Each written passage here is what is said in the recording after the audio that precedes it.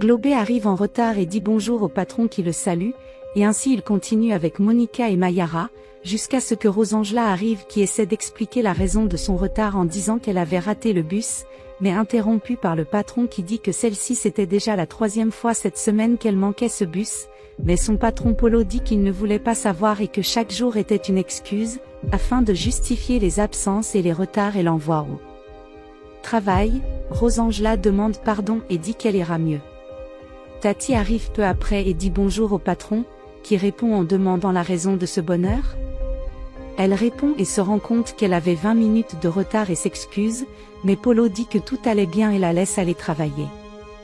Dans la salle du personnel, Monica dit aux autres qu'elle allait faire une fête chez elle et qu'il était invité, et Tati arrive et les salue en disant qu'elle avait mal parce qu'elle avait changé de personnel et demande quelle était cette histoire de fête. Son collègue ne répond qu'à une petite soirée pour manger et boire, et Globé l'interrompt en disant qu'il était censé appeler tout le monde. Tati demande ce qu'il devait apporter à cette fête. Monica dit qu'ils n'ont rien besoin de prendre et à ce moment-là Rosangela arrive en disant que tout le monde était heureux et avait également entendu parler d'une fête et demande si elle pouvait y aller. Globé dit qu'il pouvait, mais ment en disant qu'il a dû prendre 2 boîtes de bière et 1 kilogramme de steak, se retournant pour confirmer avec Monica qui nie en disant qu'il s'agissait en fait de 4 boîtes de bière et 3 kg de steak, et son collègue s'excuse pour avoir transmis de fausses informations pendant que les autres parlaient, que ce serait bon marché et que cela en valait la peine car leur compagnie était sans pareil et qu'elle rirait beaucoup avec eux.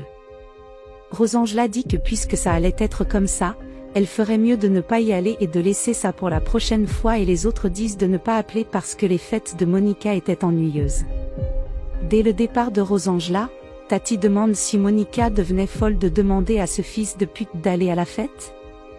Monica répond qu'elle n'aurait pas d'argent pour y aller et l'autre dit que si elle était Rosangela, elle resterait là toute la nuit à parler. Et l'hôtesse dit s'il pense que la brune avait vraiment de l'argent pour acheter une caisse de bière et que l'autre ne savait même pas ce qu'était la picana, et les autres sont d'accord en disant qu'elle n'a dû essayer que des côtes et Monica dit qu'elle a probablement ne mangeait que de la viande de cou comme elle et riait. Dans la cuisine Tati demande la permission à Rosangela et commence à boire de l'eau, la brune dit qu'elle voulait vraiment la voir et Tati répond que ce n'était rien de nouveau, tout le monde veut la voir et Rosangela sans se rendre compte de la négligence dit qu'elle finissait son travail et voulait savoir si elle aimerait déjeuner avec elle. La blonde surprise a nié avoir dit que son travail n'était pas encore terminé, renversant de l'eau sur le sol et lui disant de le nettoyer, les autres collègues disent ce que c'était et Rosangela dit que ce n'était rien et dit qu'elle doit être stressée, que tout le monde a des jours comme ça.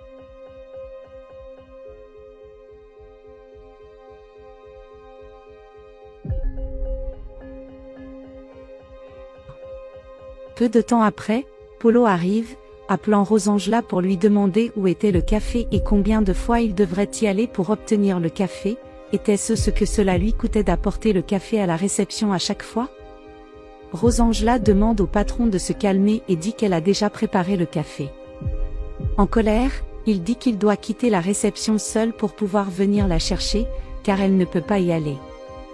Elle dit qu'elle est déjà là et qu'elle le prendrait. Polo a nié avoir dit qu'il était déjà là, qu'il était ici, il le prendrait, mais il demande quel café car il n'y a pas de café dans le thermos et comment jusqu'à présent elle n'en avait pas pu le faire, et ne savait pas où était la tête de la brune ou sa tête qu'il l'embauchait toujours et qu'il la ferait virer, Polo lui disant qu'il donnerait 15 minutes pour que ce café soit prêt et sur son table, où Rosangela était dans la rue. Globé s'approche de son patron à la réception et lui demande si leur récompense ce mois-ci fonctionnerait. Son patron confirme et dit qu'il aurait plus tard une réunion pour le leur transmettre, car ils l'ont secoué. Le greffier change-t-il de sujet et demande-t-il s'il ne vous reste plus aucune de ces enveloppes? Trouvant cela étrange, il confirme et demande pourquoi. Globé répond que les filles voulaient se détendre un peu et voulaient que l'enveloppe fasse une farce à Rosangela. Polo commence à dire qu'il savait, que ce n'était pas une attitude à laquelle il devait faire face, mais c'était insupportable, son employé est d'accord avec lui et demande l'enveloppe, disant qu'à la réunion il les a aidés à jouer. Le patron accepte et demande s'il aurait besoin d'autre chose. Et Globé demande le stylo et un morceau de papier et le remercie. Dès qu'il a fini, il rend l'enveloppe et dit que c'était juste pour la remettre à Rosangela.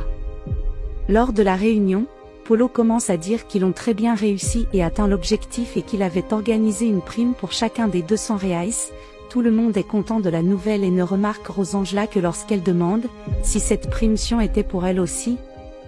Il le confirme et l'envoie et commence à distribuer les enveloppes, félicitant chacun d'eux pour leur performance et il le remercie pour l'argent. Autour de Rosângela, elle demande si elle peut dire quelques mots, tandis que ses collègues murmurent et que son patron l'autorise, mais prévient qu'il faut faire vite. Rosângela commence par dire qu'elle aimerait d'abord les remercier de l'avoir reçu, et que ce n'était vraiment pas facile pour elle de venir travailler tous les jours, qu'elle n'était pas en bonne santé et qu'elle savait qu'elle était en retard tous les jours, mais non c'était pour le mal et qu'elle faisait de son mieux pour travailler, pouvoir bien faire et s'occuper de ses médicaments, et que ce n'était vraiment pas facile de devoir s'occuper de sa mère et de ses enfants, qui n'étaient pas en bonne santé et je savais qu'elle devait être un exemple, surtout pour l'entreprise mais elle ne s'en rendait pas compte et elle voulait que son patron lui pardonne, de ne pas avoir été une employée exemplaire, mais qui a promis d'essayer de s'améliorer et cette gratification l'aidera beaucoup, et Rosângela le remercie encore donc ça l'aiderait vraiment beaucoup. Globé se lève rapidement et prend l'enveloppe, quand elle commence à l'ouvrir et donne l'autre qui contenait réellement l'argent et elle le remercie, et ses autres collègues se lèvent un par un et offrent leur propre pourboire pour l'aider, émue Rosângela remercie tout le monde, disant qu'il n'avait aucune idée de combien cet argent l'aiderait. Pedro appelle Rosângela et dit que lui aussi voulait s'excuser pour la façon dont elle la traite ici dans l'entreprise et la remercier pour sa performance, elle tous les jours et pour faire de son mieux chaque jour dans l'entreprise et avant qu'elle ne parte, il veut qu'elle passe devant la réception qu'il allait lui donner la vraie récompense et que cette enveloppe n'était qu'une blague et demande à l'accompagner là-bas, tandis que Rosângela remercie à nouveau tous ses collègues.